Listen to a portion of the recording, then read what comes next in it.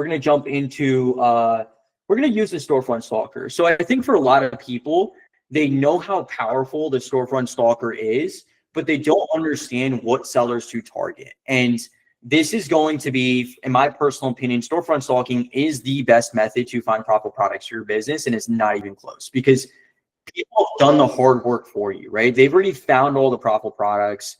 It's really just about knowing how to ultimately figure out what distributors or what sellers you believe are buying from those same suppliers. So there's gonna be a few different methods that we're gonna go through to be able to find these sellers. So when we jump into the UPC scanner, I'm just gonna set some filters. I'll explain what I'm setting.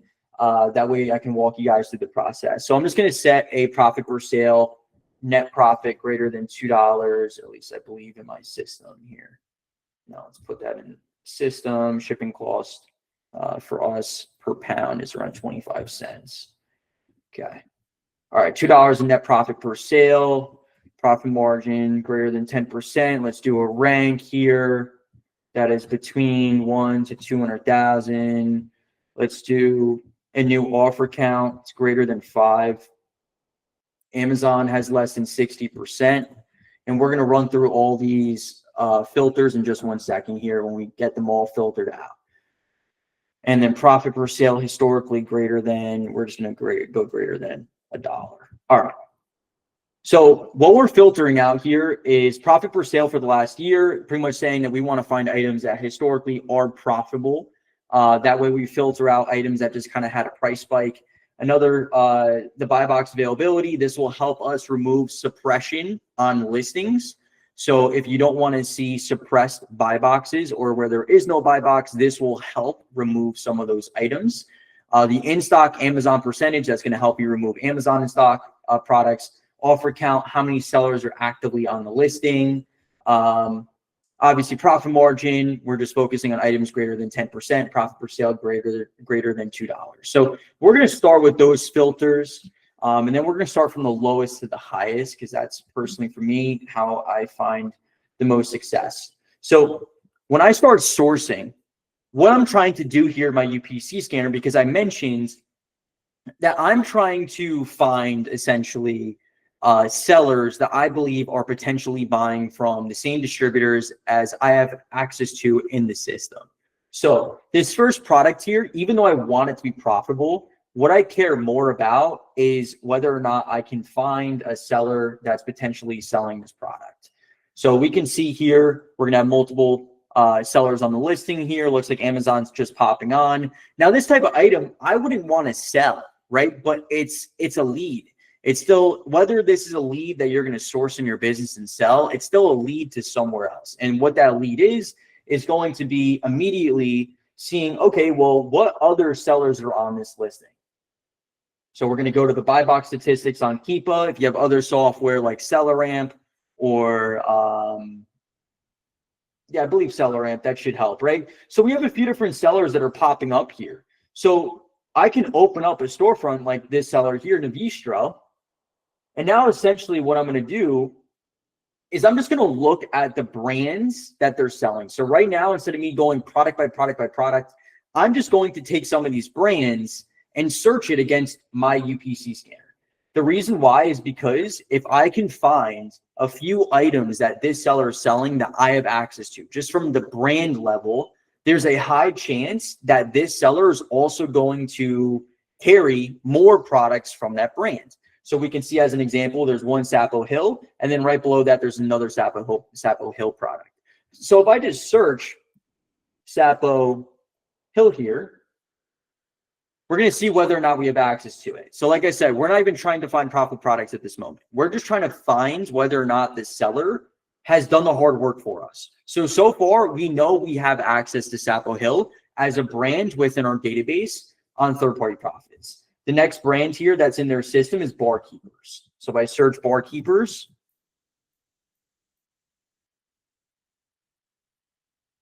also we can see we have access to Barkeepers. Next product here is going to be Catalina Crunch.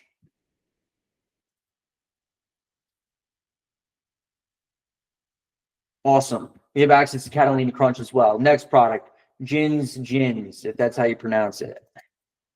Oops, not that. Let's see here. All right, so we don't have access to this brand. No worry. Next brand, Vital Proteins. So far, I believe that we're 4 for 5. All right, we have access to Vital Proteins. Next brand, Alon. Right, so we can see that some of these, nope, that's not specific enough. Brazil nuts is what I'm going to search. Brazil nuts. Boom. Right, so like we can see that we have access to the products, or at least to the brands that this seller is selling. So what we're going to do is that now we've found some matches of the brands that they're selling versus what we also have access to.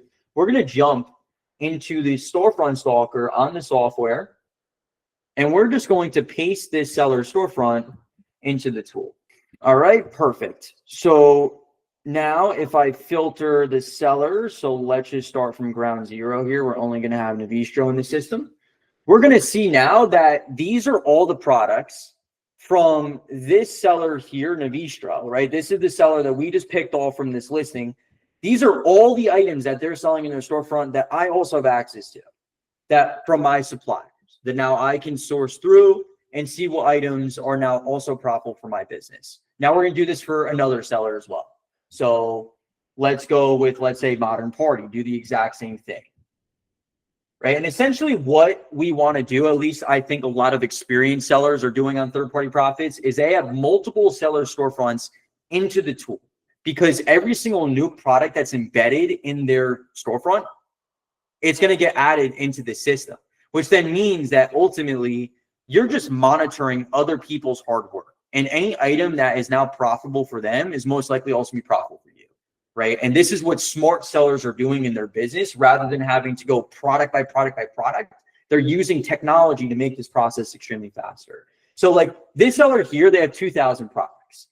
If I want to focus on a specific industry, like let's say that I know I have access to, grocery products, I can just search grocery within this seller's storefront and just see all of the products that they carry. So now, once again, we're just going to take some of these brands and then search it. So let's say Unreal Candy. Unreal. All right, once again, we have access to Unreal. Next product here. We already have access to that product. We already know off the top of our head, Badia or Badia. Got access to that. Next product, Fruit Bliss. So like, does anyone have any questions on like this process of finding a competitive seller, or does this kind of make sense? Because I have a question. Sure. Hey, Paul. So the question I have is, am I seeing that I'm ungated already, or with your third party, you saying once I put everything in, it's going to pull to see if whether or not I'm ungated because my seller amp is connected? Or do I have to go in and do two different things? Or I have to try to see if I'm ungated for the product and then do that? So when you sign up for the software, I'm not sure if you're an active user. Yeah, I am. I started at the beginning with, yeah.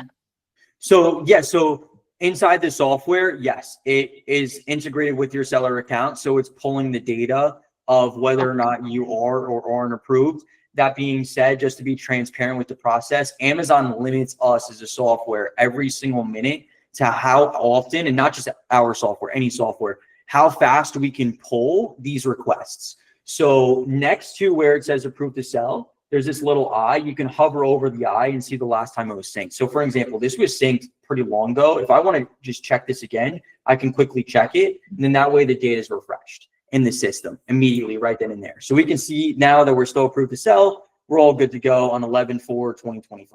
So now I know this data is 100% accurate associated to my account. Okay, I've been there like from the beginning. So this is nothing new that I need to pay extra for. This is nope. Okay. This is just included a part of the software. Yeah, everything that's in here, besides the supplier map. The supplier map is really the only feature in the tool that's like the premium part of the software. And in my personal opinion, I think that it needs to be, just because obviously suppliers are kind of like a sacred thing in this type of business. So that's really the only difference, as well as the storage and pricing. Okay. Yeah. Thank you so much. You're welcome. So awesome. So yeah, so with the storefront stalker, we can see already these matches that we're making, excuse me. But this is something I like to do, which is I like to search the category. And if you're using a software like SellerAmp, it's already going to show you the categories and stuff. So you don't need to take this additional step. I've always been using like AZ Insight or RevSeller. So it's just a little bit different for me. But yeah, so essentially we're going through this seller storefront. We're just trying to pick off the brands that they're selling. So like Nani's, do we have access to Nani's? And now just going through this process, we're finding the sellers that have done all the hard work for us.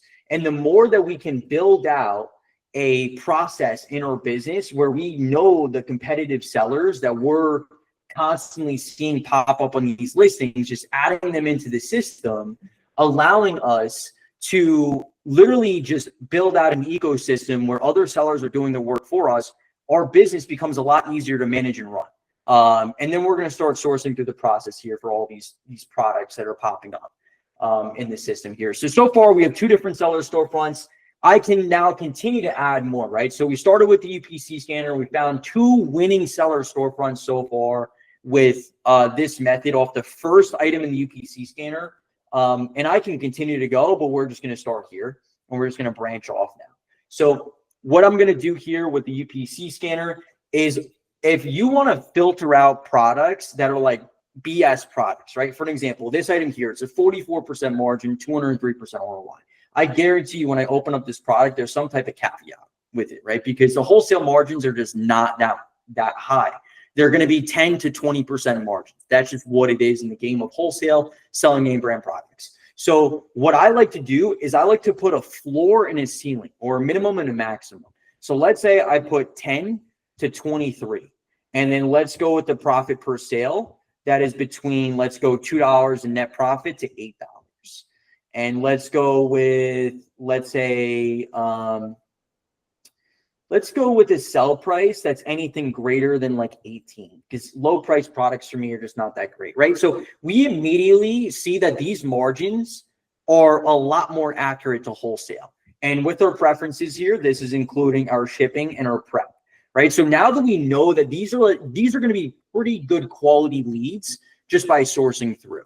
And whether you're gated on products or not, something that I would still recommend to do is still source the products. Like, add them into your system, build out the database, because at some point, as you just continue to sell more inventory, you're going to get approved for more products. So as you're getting more and more approved, you want the firepower to be ready to light your business on fire when you have that fuel ready, right? You don't want to wait until, if you're gated right now in your business or you're struggling to get ungated, you don't want to let that barrier slow down your momentum, right? Every single seller has one thing to drive revenue to their company, which is finding profitable products. That is like the ultimate goal for every single company, is to find more products to sell in their business. So if we open up this item here, I'm just going to quickly go into Keepa and just take a look.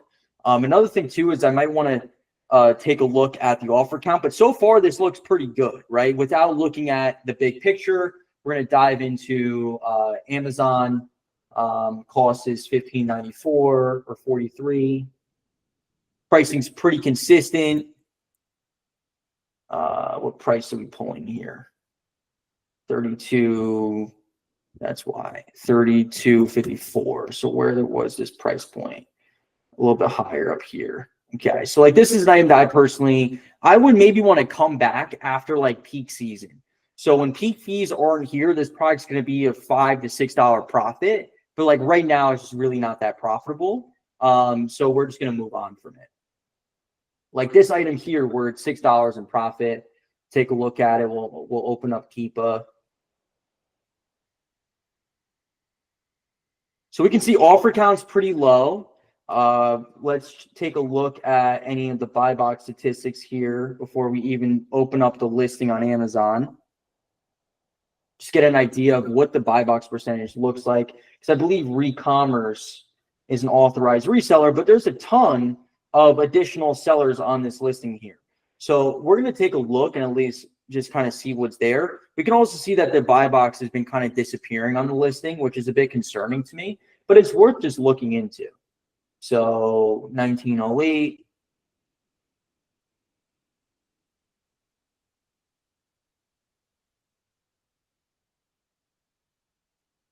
$34 is what it's selling for by FBA. $6 profit, right? So like this is an item that for me, even though the buy box is disappearing, the sales are low, I'm still going to save it. I already spent the time looking at the item. I know that the pricing is consistent on Amazon. If this buy box becomes a lot more consistent, like how it was previously, then this is an item that most likely you want to sell in your business. Granted, I believe that for a lot of sellers, a brand like this is actually going to be gated. But if you're not gated on the item, it'd be worth it to like save it, add it to your save product folder. Next item here, that's like a 15% margin. This is an item that I want to take a look at here and get a better idea of. So let's see, another product, IP complaint, right? So we can see this drop in the Keepa graph here where it just goes from 16 to 3. That's not really organic for selling on Amazon. So for me, that's a little bit of a concern. If we go previously back, there was no signs of IPs. It looks like it recently just happened. But maybe you can monitor the listing, see if anything changes. But based on that, we're going to move on. Next product here, 3-pack, margins 12%. We're going to move on. 18, let's take a look at that. Hey, Paul. Yes. Quick question before we get too far away from the storefront stalking. Why is it a necessary step to check the brands one by one before you just pop the URL of the store into the stalker? Great question. So the reason why is because the way that the stalker works is like you want to be able to specifically target a business that you believe is your direct competitor. So like the reason why we're able to source all of these leads is because we took that first step to say, all right, are we even targeting the right business? Like think about it this way. Let's say that you own a let's say you own a barbecue restaurant, and then there's another person down the road that owns a auto shop. Are you going to be speaking to your customers the same way? Like, is your marketing going to be the same? Is your business strategy going to be the same? Like, are you going to be the same type of more? Hopefully it kind of makes sense. But my point is that if you had an auto shop down the block from you and you owned an auto shop, wouldn't you want to look at them to see what they're doing right that you can implement into your business as well? For sure. So the tool is more so not to tell me if that business is a good fit for me to be stalking, but I got to do that first step first. I got to find out if they're a good business to stalk, then put it.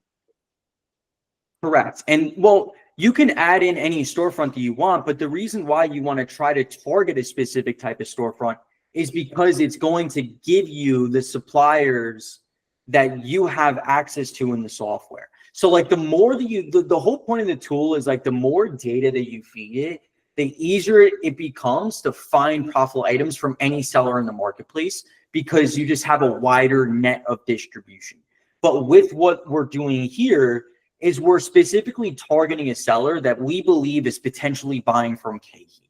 And the reason why they're potentially buying from KeHE is because of the brands that they have in their storefront matches what KeHE carries or what they have access to. Gotcha. All right, so let's see here. We were at this product here. So I personally I've been going into actually like Keepa.com. I'm actually going to make it on the software that before, like when you click on the Keepa button, it's just going to bring you directly to the screen just because I think it's a lot easier to see the data. But like this type of item, guys, is like a great product in your business. Okay. I know I might sound crazy, but just like follow me here. So with this type of item, what we got to realize is that the price was super consistent and then the offer count went up. It went from 3 to 13. So it 4x'd since August, which is obviously going to translate to lower pricing. But just because it's lower pricing today doesn't mean it's always going to be at that lower price.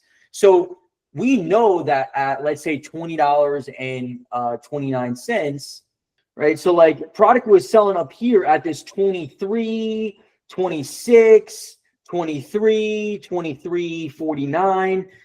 It's selling at this higher price point. We just got there late. But what's going to happen to the product, right? When this competition goes down, what's going to happen to the price? Anyone know? What happens when competition goes down? Yes, John. Price goes up. Yeah. Price goes up, right? So if the pricing is going up, we want to be there when the price is going to go up. We don't want to end up, there's two different sellers on Amazon. There's people that are in this rat race down here that are fighting for pennies because they don't understand how to time. They don't understand that the Keepa is telling you something, right? When offer counts are high, that's an opportunity for you. It's not an opportunity for you to buy the product today, but it's an opportunity for you to say, wait a second, people aren't going to buy this product and no one's going to buy this item anymore. The competition is just going to go down. And if I just wait for the next 30 days, 60 days, 90 days, this product is going to become more profitable. This item will be 18% for the next from December to September, or November to September, right? So almost for a year, it's consistently at this range of a 14 to 18% margin. And then there's 1 or 2 months where it's not that profitable.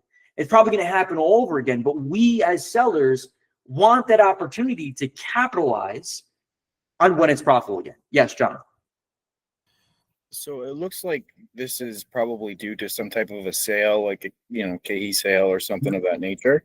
I'm curious if you would do this in your business to buy a decent stock of it, as long as your expiration is good, because that the offer count's going to go down and the pricing should go up. I mean, I guess it can be risky, but it just seems like a decent idea to me. Well, the thing that I would do in that type of scenario is I would ask your sales rep when the promotion ends, because that's when you want to buy the inventory. If you'd make a purchase like this to kind of assume that the price is going to go back up, which at some point it will, you will be the seller with the inventory while no one else can buy it at that price, which then means that you're going to be consistently profitable. Excuse me, you're going to be consistently profitable in the product because people can't compete with you. So that's a strategy that I would recommend to look into, is just building out that relationship. And then outside of that, like this type of item here, this is a product that I'm going to save, right? So when you click on save and add to PO, we have two different buttons here. We have the save in folder, and we have in save in folder now to working PO. Now, the difference between these two buttons is this goes to a purchase order. This button means that you want to add this to an active buy list. So if we just break this down into Google Sheets, let's just imagine we have two different Google Sheets. You have one Google Sheet that's like, I want to save a product because maybe one day I want to come back. And then you have another Google Sheet where it's like, these are all items that I'm thinking about potentially actively buying.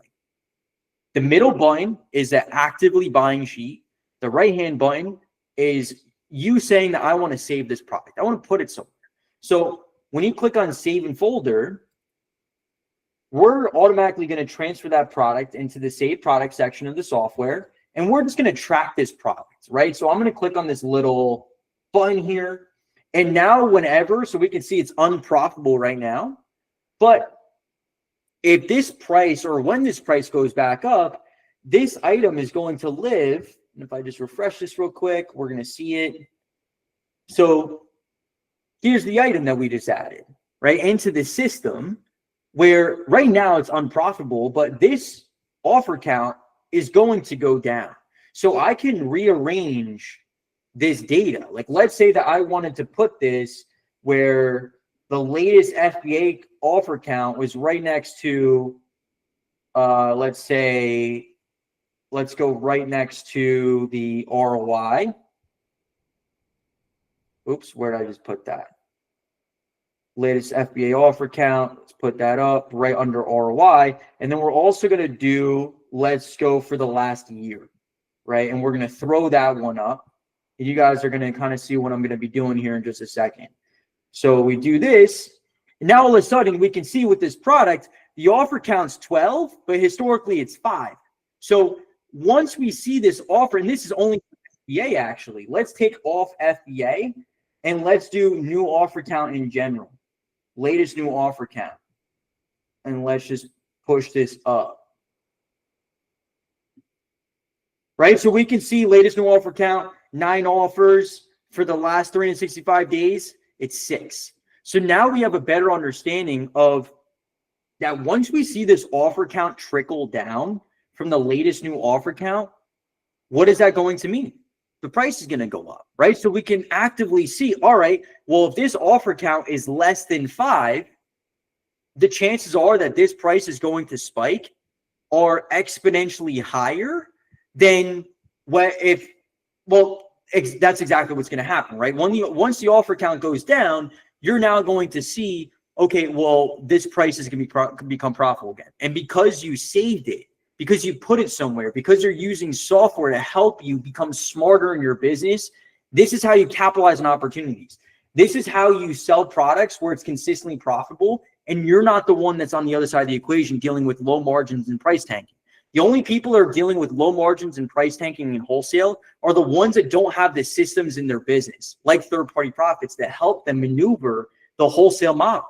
Because wholesale is all about understanding the timing in which you're buying and selling inventory, right? It's all about supply and demand. And that's why understanding Keepa is so incredibly important, because as supply increases, what happens to, if we just think about money, right? If the United States goes out and prints money, that is going to automatically devalue the dollar. But if they stop printing money, what happens to the dollar value? It increases. It's the same thing with selling on Amazon. Offer counts go up, price is going to go down. Offer counts go down, price is going to increase. And we want to be on that equation where the offer count's going down. And we take a look at this data here, right? We're going to see that, for example, the offer count was at 9 here. And then once it was down at 2, the price went up to 23.63. Immediately, price went right back up. Same thing here, right? Price went down a little bit, offer count went down, price went up. It's just a consistent theme of every single listing that you see on Amazon. It's a pattern. So that's exactly personally what I would do in my business. I would save that item. I would revisit that product. So let's go with this next item, North American Herb. Take a look here.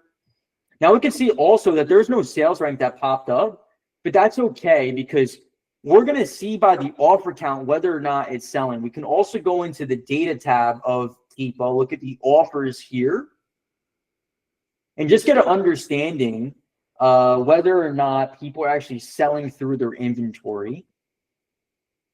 So include historical offers, right? So 49 was sold in the last 30 days.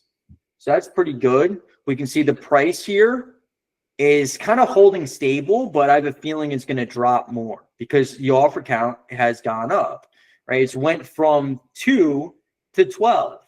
And when it was at 2, it was selling at 22, and now it's selling at 19. So that's a $1.50 decrease in price.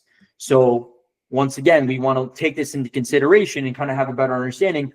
Well, why is this happening? Why is the price going down? Offers are going up.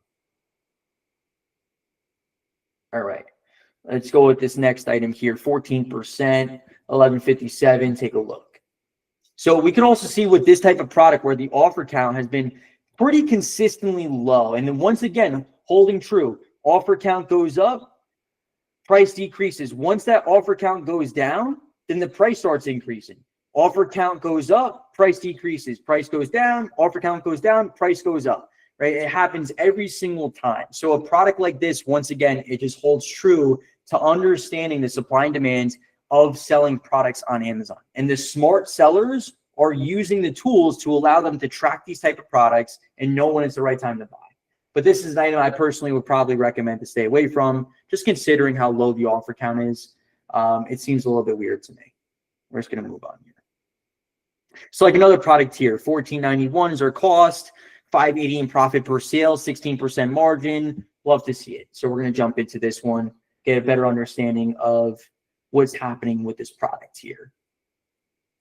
So once again, offer count went from 12 down to 8, price increases, right? Offer count was holding steady here. Price was holding steady at that lower price point. So we can see at the 34, 44, it's 11% net margin after all expenses. It's a pack of 3. However, it's glass. So items like this is where things can get a bit tricky, because these type of products, we can see that historically the price was selling at $20.65. And at $20.65, we're losing a ton of money, right? And then even at this highest price point of $34.99, it's not even that profitable. So in my head, this is an item that's not worth taking the risk, because what we're going to make is not enough profit for the risk. So like, this is an item for me personally, I'm just going to move on from. I'm just going to flag it in my system. Where's my flag here? Do we have it? Here we do. We're just going to flag this one as red. I never want to see that product again. It's not good. 2430. Anyone have any questions about kind of what we've been going over so far? Another sign, right? Offer count increased, price goes down once again. Once again, offer count starting to go down, price goes up. So an increase from 34 to 49. Huge difference from 20 offers to 13. Massive difference in profitability. So like, the sellers here are winning. Once again, these sellers did not make any money. The sellers that are selling here are going to make money, and this offer count is only going to continue to go down. Only going to continue to go down on this product. At this price point of 45, 18% margin, super solid product, right? Like, this is an item that personally I would want to at least test buy. Let's check out the offer count, see how many people are selling it. So it says 205 sold in the last 30 days. I don't know if I believe that though. So like, this seller here, they've sold their inventory. This seller here, they've sold their inventory. This seller here sold their inventory. This seller here sold their inventory. So it's definitely selling a little bit. I don't think it's selling a ton, but it's worth trying out. Now, just to kind of go over, and we're going to go over this again in a second here, within the offer count. So what I just did there, just to clarify, is when I went into the offers tab, this is telling me the stock. For anyone that isn't familiar with the offers tab, this is telling me the stock of that seller, right? So like, what I'm looking for is a natural descension of inventory. So for an example, let me find one that's not natural. Pretty much everything on here seems decently natural. Yes. So more or less, we're looking for like this staircase. So do we see how this inventory is just slowly depleting every single day? That's how we know that the data that's coming in from Keepa is accurate. So this is giving us an understanding. Well, this seller had 36 units in stock from August 7th to September 3rd, right? September 2nd. So they sold about 30 units and call it, what, about 40-ish days. It's not that bad. Add in $8 profit after all expenses, right? 8 times 30, that's $240. You do that 30 times, you have a business that's making $7,200 in profit a month, you know, just by finding items like this. And this is why, for anyone that's had a call with me or like has spoken with me, I live by this, because I truly believe that most people just overcomplicate the process to getting to like 10K a month in profit. You need 35 products that profit $300 a month. We just found one of them. All right. Now, not every single item is going to make $300. Some are going to make a little bit less. Some are going to make a little bit more, but we're just test buying the item. And this item here has the potential to make $300 in profit a month. And for me, that is a massive win because I now need 34 more items like that, right? Just chip away. And my question to every single person in this room is, in order for you to get to that point of finding 35 items, you need to find like 5 products a month, right? And just do that for 7 months, and you have a business that's gonna make 10 grand a month in profit. Granted, there's challenges like finding the right suppliers, getting ungated, but fundamentally, that is how you build an Amazon wholesale business, is by just simply building out a portfolio. Every single month, you got to find 5 to 10 products that are decent for your business. And that's it. And do that every single month. And before you know it, next year, you're going to have a business that's making good amount of money, right? Just like that's really what it takes, is just reinvesting your cash flow, finding these items that are making a few $100 a month. Most people, when they're sourcing, they're trying to find the best items to sell, the highest margins, the fastest selling products with no competition, like these needle in the haystack items. And it's incredibly frustrating because they're super hard to find. And when you just look at the most successful sellers on the platform, like the people that we're actively storefront stalking as we speak, we see that these sellers have one thing in common. They have hundreds, if not thousands of products in their storefront. Why? Because of the math I'm sharing with you guys, right? Just do that same math at scale. Instead of doing 300 products, maybe it's $70 in profit for them, but they're selling over 1,000 different listings. That's 70 grand a month in profit. A month. Like, you know, like it's all about just consistently stacking up and building a portfolio on Amazon. So like that's an item, good product for my business that we're going to add in.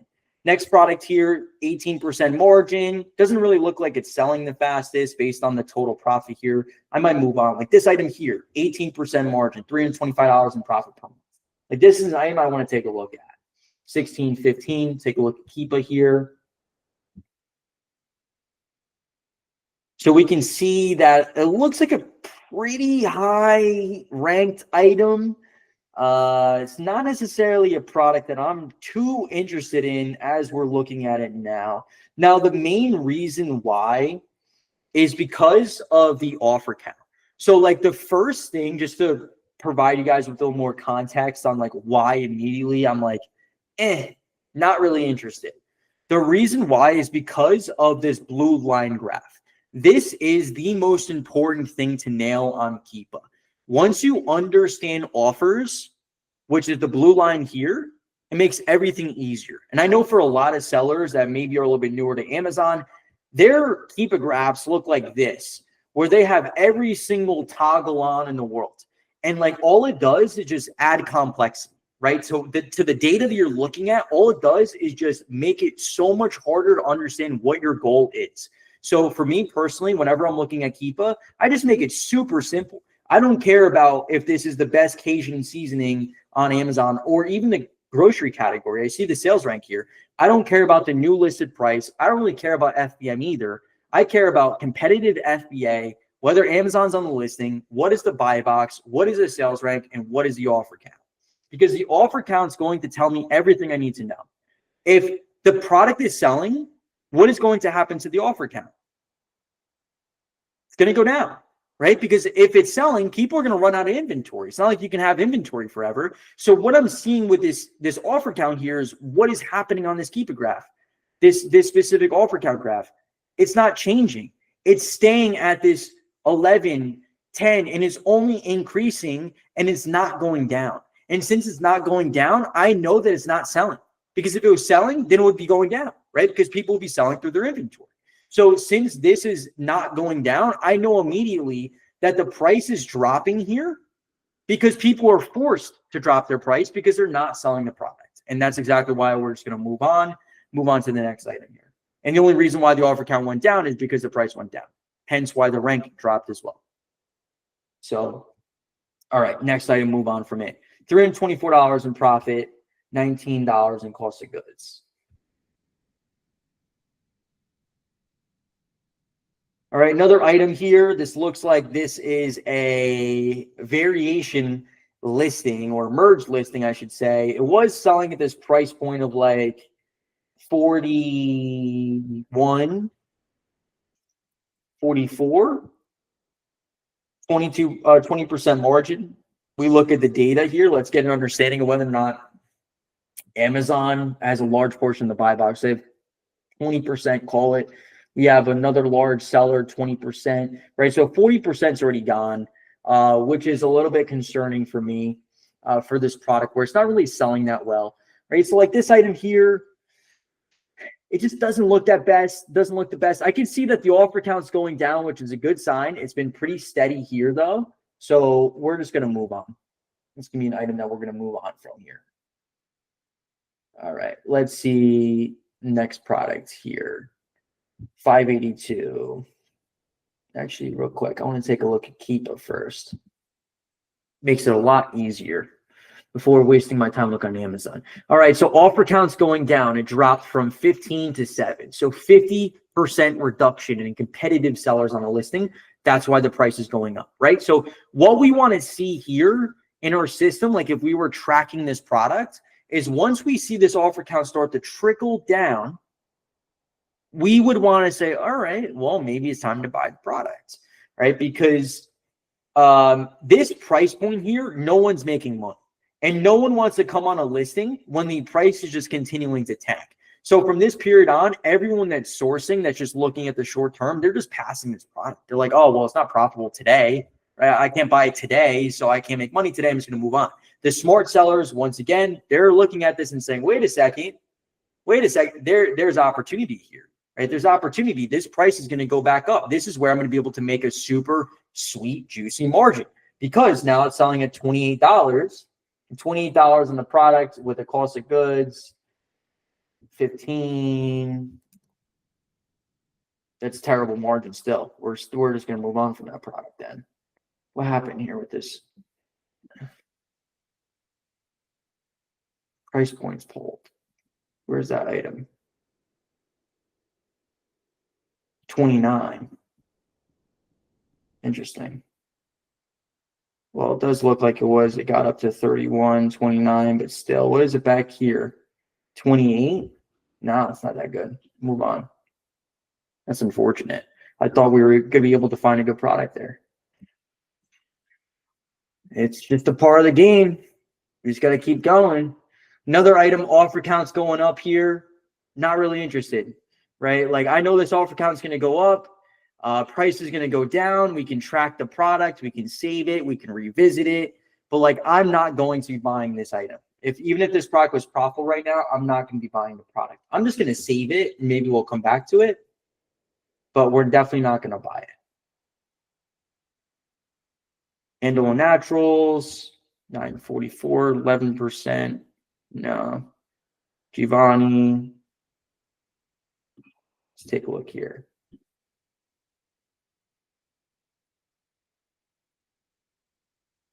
We can see Amazon's on the listing, but third-party sellers actually able to win the buy box under Amazon.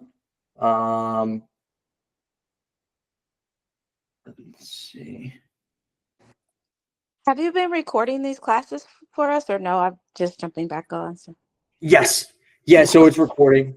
This will be posted to YouTube. And I have a bunch of calls I need to get up as well. Okay. So I'm going to probably post them all this week. But, you know, we would just consistently just go through like this and just repeat this process, right? Repeat this process. And the thing is here, what I want everyone to understand as well is like sometimes the biggest lesson, I was at a mastermind one time and I went to Miami with my buddy Alex. And for some people in this room that, you know, get coached by myself and Alex, like, you know, Alex and I, we went to this mastermind down in Miami and there's this guy that he said something that it's going to stick with me for the rest of my life. Because for years and years and years as an entrepreneur, I ignored it. And I want to share that message with everyone so they don't need to make the same mistake I made, which is everything in business is a sign. And most people, right, when your best days happen or your worst days happen, you just look at it at the face value and you don't understand why it happened. And you don't understand how do you repeat it? And I think that's a huge thing for everyone to grasp is once you find one thing that works, being able to scale it is up to you, right? That's like your decision on how much do you really want to scale. But the reason why I wanted to bring this up is because a lot of sellers, the sign is that, like, for an example, this storefront stalker, we took a seller's storefront, we put it into the software, and we can see how many matches there are and how many products that we currently have in this storefront stalker that someone else is selling in their store that I also have access to. So even if I'm sourcing now and some of these items still don't make sense for my business, what is the sign? The sign is that you found the seller that is most likely buying from that distributor. Like if I click on this potential profits, 71% of all the products that were matched were from KeHE. So like that is a massive sign to say, all right, maybe I just found the source. And if you're struggling to find profitable products, that next step is saying, wait a second, the only thing I'm missing here is my cost. That's it, right? If I found a seller that 70% of the products there's a match for, I found this seller, they're most likely buying from KeHE. They just have a better price than I do. So what is the one thing that you need to figure out as an entrepreneur? How do I get a better price? What do I need to do, right? That's the next thing. That's the sign. The sign is, hey, you have the opportunity to do this thing too, but you're just missing that one piece. And that's something that, like I said, it's stuck with me forever, because on my journey of growing and scaling my own Amazon business, we would have some phenomenal days. We'd have days where we crushed it. There'd be other days where like, what the hell happened? And I wish that I just recognized, wait a second, the best days, what did we do right? Why were they the best days? How do we do that every single day? And you should be doing that that's like one of the things about the software that I love for everyone that doesn't even know this, which a lot of you guys probably don't even know this. In the tool, inside of the save products, every single item that you're saving, you can filter down by the date that you found it, right? So like, let's say that you want to be able to track, all right, my goal today is to find $100 in potential profit for my business and new product opportunities, right? And just jot that down as a goal. Focus on the input. And then once you're done, you save the products, you add them to your working purchase order, you come into your saved products, you filter down by the day. So let's say yesterday, how many items did I find that were greater than, let's say, a 10% margin?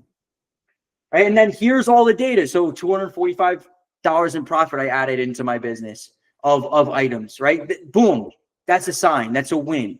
Like a big part of being an entrepreneur is recognizing that like the inputs are what drive the results, and looking at this type of stuff and saying, all right, well, are we making progress today? Absolutely. Are we where we want to be? Maybe not, but we're on the right path, right? And being able to see that, at least in my opinion, I think is very, very important for all of us to recognize, because it's very easy to beat ourselves up in any journey of being an entrepreneur constantly. Can I ask another question then? Of course. So I have guess he's a wholesaler or like a bargain wholesaler that I've been buying a product. I sell 100 times a month that I buy this product. Of course, he's not going to tell me his distributor. So you're saying that I could go to his store, because I haven't been able to see if I can buy directly from the distributor. And the problem is they can't give me an invoice. And, we can't map the supply chain. So I'm nervous that I'm selling this. And if Amazon's like, okay, let me get receipts, or let me see, where they're getting it from.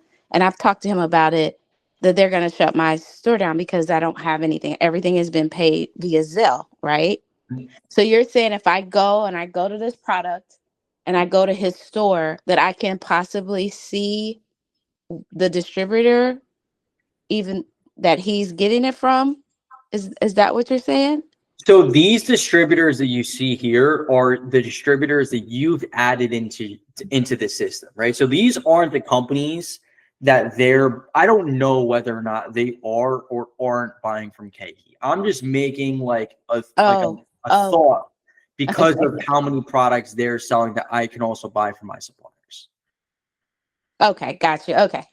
However, you can add a seller storefront and you can use our find supplier button here that will ultimately help you reverse source a brand to find more distributors. So Was this that is extra or no? that's just within the software. So I know the brand, and you're saying that I could go to their storefront, put their storefront in.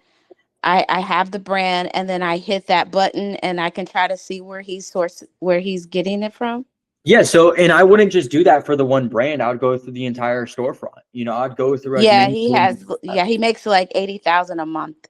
They've been doing it for 30 years. Wow.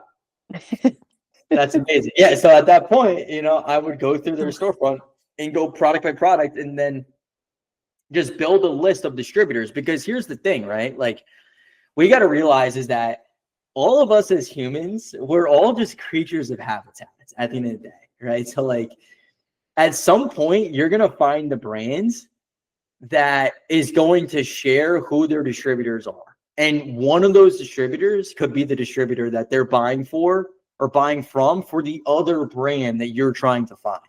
You know what I'm saying? So like all you need is from an entire seller storefront, all you need is like maybe 1 to 5 products out of, let's say, 500 to find the supplier leads. But most people aren't willing to go, you know, to go that deep into it, that they never see that as the opportunity, but that is the opportunity, right? Like a lot of sellers on Amazon, they're not buying from 30 different distributors. They're buying from like 5. And you just got to figure out the 5 that they're buying from for that specific storefront. And just, that's it. And then you do that again. Repeat that process. That's gold. Thanks a lot. Of course. Anyone else have any other questions or anything? For anyone that's new here that hasn't joined these calls, I see some new faces, which is great because I know that my team sent out an email. Do you guys get any value from the call? You guys feel like it helped you in your business, helped you understand the software a little bit more? Like, love to hear some feedback. If Hey, there is any. how do you add those Kihi catalogs in your software, and how do you use that? Sure. So when it comes to Kahi, all you need to do is you just got to go to like Kahi Connect.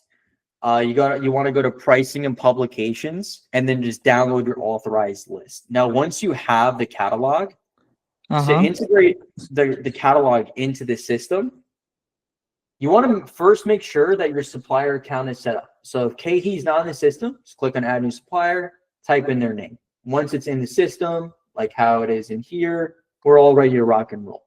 Go to go to the UPC scanner, you click the up arrow. We're just going to drag and drop. Yeah, the PDF. Okay. And then once it pulls in, then we just want to make these matches here. So the first thing is, who's the supplier? Let's say it's going to be Kahi.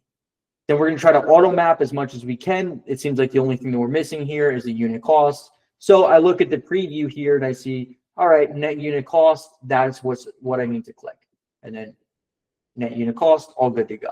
So like this is a preview of the Excel file. So if you're struggling to find which column it's for or what you're selecting, all you got to do is just go up here and then just search through, and it'll help you a lot easier find that specific header. Now, if you're ever confused about like what this stuff is on the left-hand side, it has a little eye. And then if it gets to the point where you're like, I can't figure it out, all you got to do is just like put a value, right? So we have a custom value here, not to make things complex, but like, let's just say that you don't know what the item number is. You just put NA, right? And that would be good. That would bypass that essentially. So if anyone's ever confused about like integrating a catalog and you don't have specific columns, like you can just fill random stuff in and that would help you just integrate the catalog. All you need really is the UPC and the cost and the supplier. Got you. Thank you. You're welcome. Thanks. Another thing too that I think is a super, super valuable tool in the software that like is slept on, super slept on, is going to be this barcode here. So this barcode is going to help you validate the product packaging. So rather than having to go from here to then your UPC or your supplier's like portal or website. You just look at the product. You're like, all right, I want to make sure I'm looking at the same item. You click on this little barcode here. It's going to bring you where now you can look at everything here, right? And you can see all the different product packaging. So you can zoom in. You can see, all right, well, what other items are here? Awesome. You know, and then that way you can see like this is the different phasing of packaging that this brand has had for the same item. That way you can see, okay, am I sourcing the correct product? So like super, super valuable, small tip, but it really expedites the process of sourcing, at least in my opinion. So like I said, for anyone that joined in a little bit late, we recently updated our preferences. For anyone that wants to pull different, like you want to customize how the pricing is being pulled in Amazon, you can go to the settings or the preferences in any feature here, and then you can change any of these data points. So like if you want to pull from the buy box, you want to make sure it's on the buy box, you can just go to buy box here. You want the price history for what we're pulling to be a longer piece of data, you could. Down here is for restocking if you need to restock your inventory through the tool. You know, the sales estimates, shipping costs if you want to change your shipping costs here, any additional prep costs that you want to add into the system. And then if you want to add any virtual assistants, that way you can see how well they're performing. So we can see Jeff really hasn't been doing that well this past 7 days, even though it's just like fake. But that way you get an idea of whether or not your VAs, if you have any VAs, are actually producing you profit for the last 7 days. So while you're talking about VAs, when you talk about workflow, how would you best kind of have what kind of system would you look at as far as working with 1 or 2 VAs to kind of make this software work? 100%. Great question. So what I personally do in my business is I trained my virtual assistants on how to source within the scanner, the stalker, brand research, etc. And then essentially all they're doing are adding in the product leads into the working purchase order. And then for me as the business owner, where all I live at is here, is this page. Like for me, like actively using my own software, my business partner and I, all we do is we sit on this page and we review the leads that come in. And then we qualify them. We say, all right, we want to buy these products from this supplier. We have a purchase order ready. Awesome. You select the products and then we just submit it. And then from that point, we download the purchase order, we send it to our supplier. So essentially, if we think about what this is like a quality control to make sure that all the items that you're actively going to buy are going to be that are good. Now, also in the software, this tags the person as the buyer, right? So this means the virtual assistant that found that product. That way you have an idea of how well certain VAs are doing in your business. So you're not caught, you know, like in the dark about like, all right, well, I have 2 VAs that work for me. Who's performing better? You can actually see with real data, essentially, what VAs are actually performing better and where others could improve. So if I have 2 VAs and they're both sourcing the whole catalog, it all goes into one working purchase order, not separated by VA. Is that what you're saying? Correct. Got it. Yep, exactly. And then you could just add the employees into the system here. And then that way, from that point, you know, once they find a product, so let's just say that they find this item here, click on save and add to PO. They just select the buyer. So let's say it's Susie. And then from that point, it's going to track them in the system. And then that's it. So you're just submitting POs maybe just once a week then? Exactly. So for us, like for me, running my business now takes, you know, 5 to 10 hours a week at most to just operate my wholesale business, because we just have and anyone could do it. It's not like, you know, what we're doing is anything special. It's just we're using the software. It's a system. You know, I think that's what a lot of sellers that start using the tool don't understand about the tool, is that this isn't just like another software. Like this isn't just another like tool that gives you data. This is a system. Like if you want to be able to build a business that's scalable, that's profitable, that you can understand every single nick and cranny of your company, this is where you do it, because it's a full operational system where it's done the same way every single time. Which if you think about the most successful businesses on the planet, what do they all do in common? They're incredibly consistent, right? If you go to McDonald's, no matter if it's like down the street or the one that's like in another state, it's gonna taste similar. Their French fries are gonna taste similar, and that's because they nailed the consistency. So the way to scale a business is having that consistency, and this is exactly what the software does. Got it.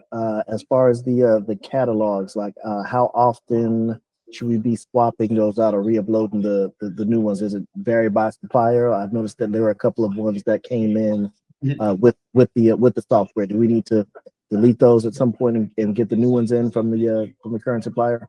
Yeah, so I would recommend to definitely to upload the files as frequently as you like to. All you need to do that is just go to previous scans here, and then this will be where all the files that are integrated into the UPC scanner are. And then you just want to delete the ones. I have like 20 in here, so it just takes a second. But once it shows you all the files, and essentially you just want to delete them. So let's say like this one I want to delete, hit the trash can, hit continue, and then I just click on this little refresh button, it'll pull out the data for me. And then you can just upload the new file. Now, here's the thing. Any product that you've saved to the software, when you delete a file, it doesn't delete anything in the back end. On your account, it's saved forever. So that way, if the supplier no longer has a product on that specific file, but on the next file after that, it does, it's still going to be recognizing all the data. And then sometimes for us as well, we have multiple files of the same distributor. And then if that's the scenario, inside the software, we have a column name that's called catalog name. You can just filter down by the catalog name. So let's say, for an example, I filter down by KHE. With KHE, I have under them, I have 1, 2, 3. I have 4 catalogs, 4 different files. So if I wanted to remove a specific file from KHE, I can see exactly what file I want to remove. Or if I want to source a specific file, like let's say KHE August, I would just be able to then filter down by where's KHE August here, KHE August. And now I only look at the products in that specific catalog. Or that specific file, I should say.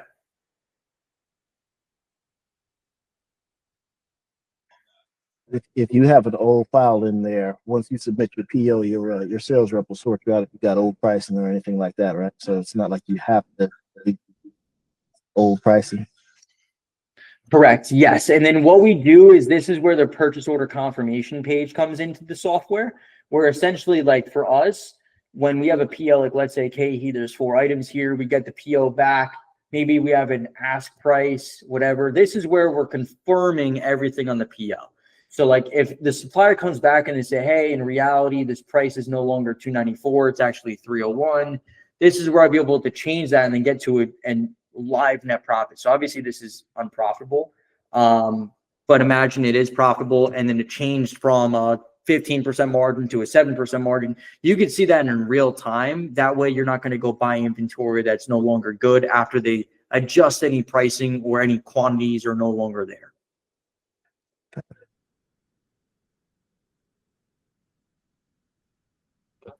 Any other questions or anything?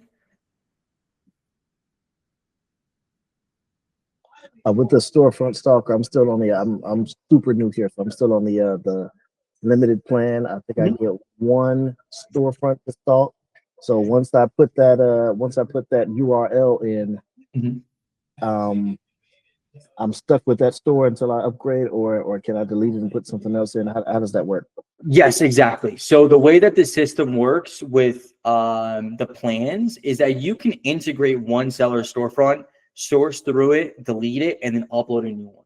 So it's not like you're stuck with that one seller storefront. You just need to delete it from the system and then add a new one. Same thing with the UPC catalog. Like if you run out of storage here, all you got to do is just go to previous scans. You delete any of the files that you don't want. It's going to create storage room, and then you can upload the new file. To be honest, the only reason why we do this is because it costs us more as a software to get more data. So that's why there's the 2 different plans, and that's why it's based on storage. It's just because the operational costs start to increase as we have more data in the system per user. So Appreciate it. Of course. they'll be able to watch the video back. I don't want to hold up anyone's time. So inside the software, we recently made an adjustment to our preferences. So now if you click on preferences inside the software, it's going to pull up this menu now. Now, a big issue that I've had, that I've heard time and time again, is that users were a little bit confused on where we were pulling the pricing from in the software. So now inside the software, you can change the setting. So the first thing is we have the buy box price, we have the FBA price, we have the FBM price. You can change that, as well as obviously you can then change the historical data of that as well for the profitability side of things.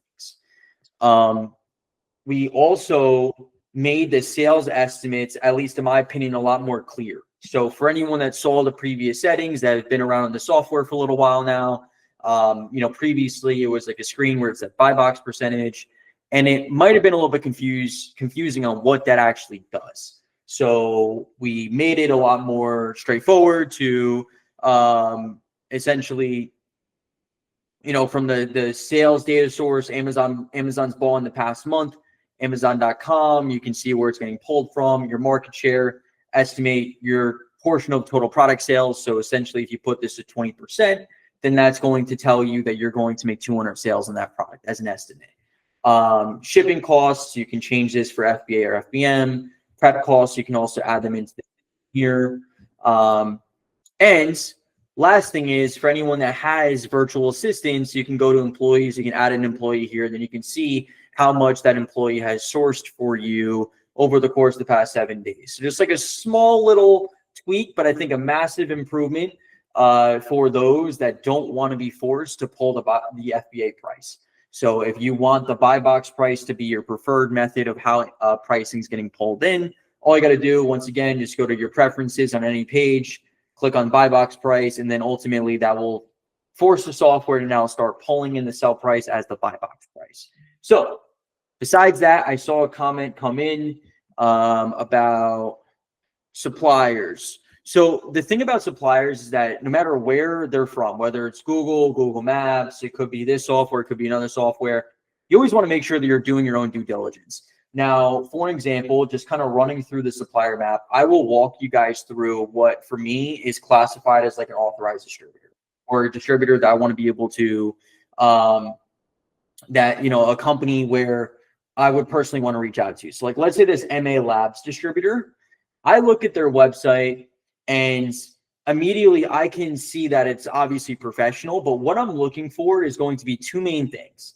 The first thing is going to be whether or not they have multiple locations. And the next thing is going to be if they have a career path. So we can see on this person's website, MA Labs, this distributor, they have a career path for people that go to college, get a degree, to ultimately open up a wholesale account with them, to get a job with MA Labs. That is a good sign to see. Any real business is constantly hiring good talent, right? They're always going to invest into their employees and the people on their team, because without their team, they don't have a business. The second thing is also going to be locations. When a company has multiple different locations, for me, that is automatically a green flag, because what that tells me is that you can't fake multiple different locations. The next thing as well for vetting a distributor is going to be annual revenue. So if I just look up like annual revenue of MA Labs,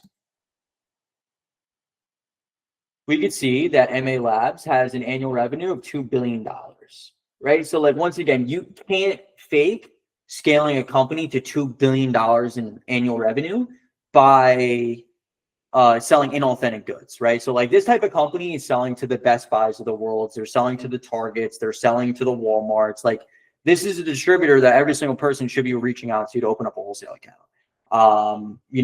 Electronics I've never really found that much success in, but nonetheless, maybe just I never opened up the right wholesale accounts. But this is what I would look for to be able to for a quality distributor. Awesome. Well, like I said, for anyone that's new here, that's popping in, I hope that you guys enjoyed the call. You got some value from the call. I love doing these calls. It's a time that outside of where I can meet everyone through the onboarding call and kind of have that personal touch. It's another way to continue to build a relationship with all you guys in here.